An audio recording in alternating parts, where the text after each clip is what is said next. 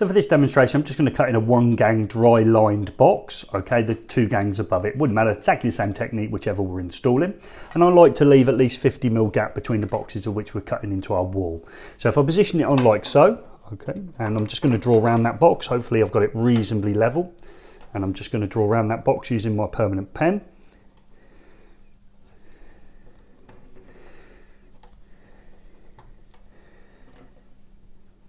Like so.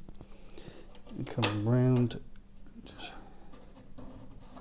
and hopefully put a line up there as well. We've got a box like so. So we're ready for the next stage.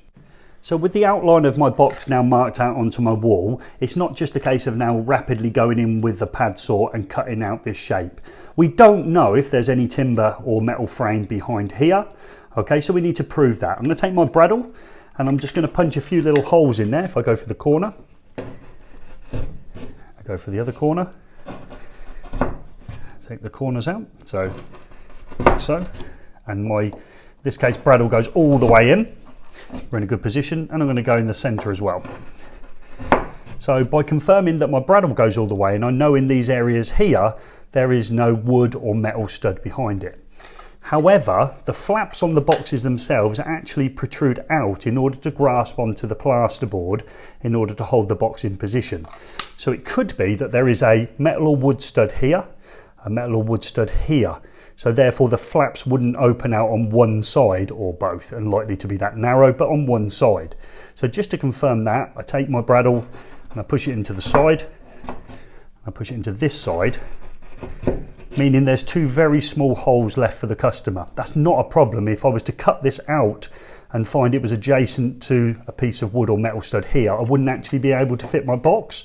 So 2 small holes will not need much redecoration compared to cutting out a hole and finding that I can't actually install the side flaps because there is actually a stud in the way. We're ready to use the pad saw next. So I've got my PPE on and I'm now ready to cut out the hole with my pad saw. I'm going to run it round just on the outside of the line all the way round, so in order that my box will be nice and secure inside the cut hole. However, if I was to come slightly on the inside, what I often find is that the box won't go in and I end up having to trim the inner edge.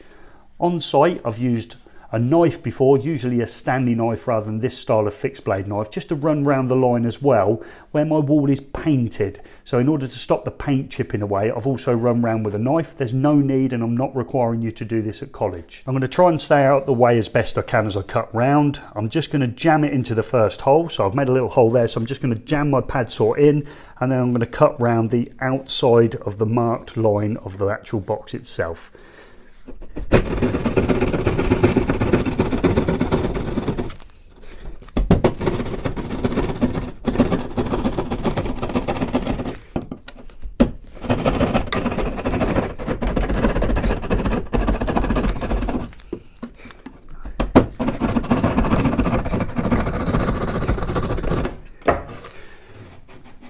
So now there's the moment of truth. I'll just pop in my 2 flaps into the inside of the box itself. I'll push my box into position. It fits in there nice and snugly.